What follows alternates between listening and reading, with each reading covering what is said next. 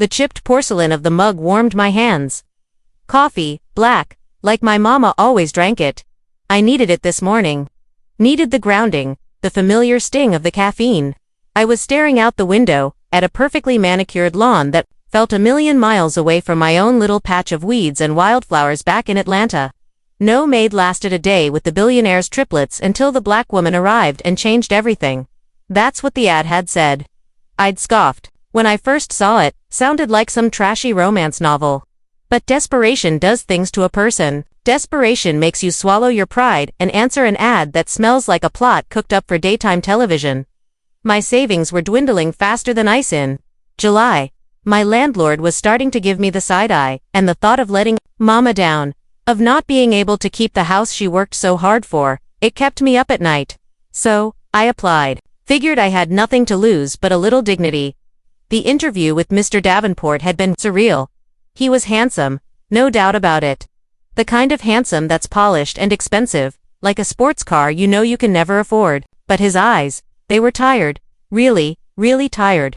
He'd barely looked at me, just rattled off a list of demands and warnings like he was reading from a script. There, challenging, he'd said, his voice flat. The triplets, we've been through several. Housekeepers will be well compensated, of course, but be warned, they're spirited. That was one word for it. Hellions was another that sprang to mind after my first hour with them. Liam, Noah, and Ethan. 3 little carbon copies of their father, with the same striking blue eyes and the same air of, well, entitlement. They were 7 years old, going on 17. The first day was a disaster. They'd dumped flour on my head while I was trying to make them lunch. They'd glued my shoes to the floor. They'd replaced the sugar in my coffee with salt. And that was just before noon.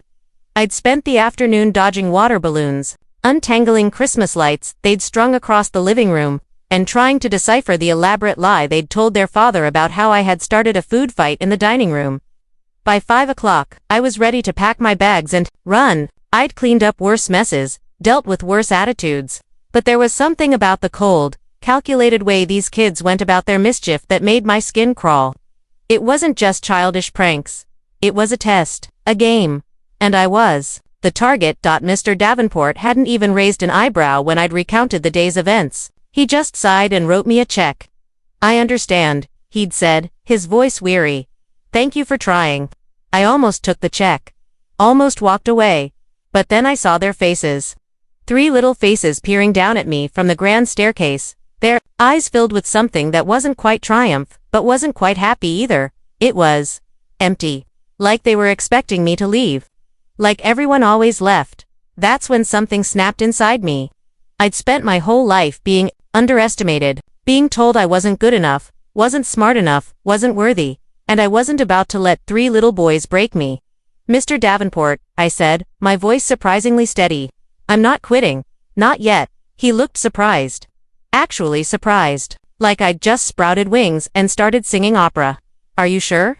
I'm sure, I said, meeting his gaze. These boys need someone who isn't going to give up on them. And I'm not a quitter.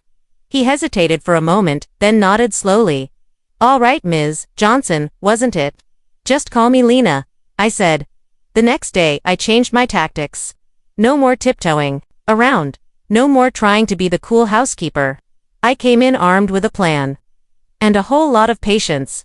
First thing I did was sit them down, not in some stuffy study, but right there on the living room floor, amidst the scattered toys and half-finished Lego castles. All right, boys, I said, folding my hands in my lap.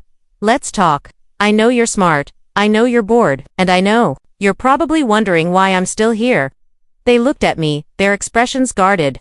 Liam, the apparent ringleader, spoke first. You'll leave, everyone does. Maybe, I said. But not before we have a little fun. I've got a challenge. For you. They perked up at that. A challenge was something they understood. For every prank you pull, for every mess you make, you have to do something good. Something helpful. Something kind. They exchanged glances, clearly intrigued. Like what? Noah asked, his voice a low rumble. Like helping me with the dishes, I said. Or watering the plants. Or even just saying something nice to someone. And if we don't? Ethan piped up. His eyes narrowed. Then no video games for a week, I said, knowing I was hitting them where it hurt. The first few days were interesting. The pranks didn't stop, but they were different, less malicious, more playful, and they were followed by awkward attempts at kindness. A mumbled thank you here, a grudging offer to carry groceries there. Slowly, but surely, things started to change. They started helping me in the kitchen, not to sabotage, but to actually learn how to cook. They started asking me questions, not to trick me, but because they were genuinely curious. They started telling me about their dreams, their fears, their favorite superheroes. I learned that Liam was secretly a talented artist, filling notebooks with intricate drawings of dragons and spaceships. Noah was a budding scientist, fascinated by anything that moved or grew. And Ethan was a natural comedian, always ready with a joke or a silly face. They weren't just spoiled little rich kids. They were smart, sensitive, and desperately lonely. They'd pushed everyone away because they were afraid of being abandoned. They'd tested every caregiver, trying to find someone strong enough to stay. And I, Lena Johnson, the girl from the wrong side of the tracks, had somehow passed the test. One afternoon, I was helping them with their homework when Mr. Davenport came into the room. He stopped in the doorway, his eyes widening slightly as he took in the scene. Liam was explaining a math problem to me. Noah was reading aloud from a history book, and Ethan was building a tower of blocks at my feet. The air was filled with the sound of laughter and concentration. He cleared his throat. "Lena," he said, his voice softer than I'd ever heard it. "Can I talk to you for a moment?" I followed him out into the hallway, my heart pounding in my chest. Was I being fired? Had I overstepped? He turned to me, his expression unreadable. I don't know what you've done," he said, "but thank you. You've changed them." I shrugged, trying to play it cool. "They just needed someone who cared," I said. He looked at me for a long moment, his eyes filled with a mixture of gratitude and something else, something I couldn't quite define. "You're more than just a housekeeper, Lena," he said. "You're family." Family. The word hung in the air between us, heavy with unspoken emotions. I hadn't had a real family since Mama passed. The thought of being part of one again, of belonging somewhere, it made my throat tighten. The following months were a blur of homework help, soccer games, bedtime stories, and laughter. I taught them how to bake Mama's famous sweet potato pie. They taught me how to play Fortnite, which I was terrible at. We had picnics in the park, movie nights in the living room, and even a few dance parties in the kitchen. I learned that Mr. Davenport wasn't just a cold, distant billionaire. He was a grieving widower, struggling to raise 3 boys on his own. He'd thrown himself into his work to escape the pain, leaving his sons feeling neglected and unloved. Slowly, I started to see him in a new light. He started joining us for dinner, telling us stories about his childhood, and even cracking a few jokes. He started looking less tired, less burdened. He started smiling. One evening, after the boys were in bed, I was cleaning up in the kitchen when Mr. Davenport came in. He leaned against the counter, watching me.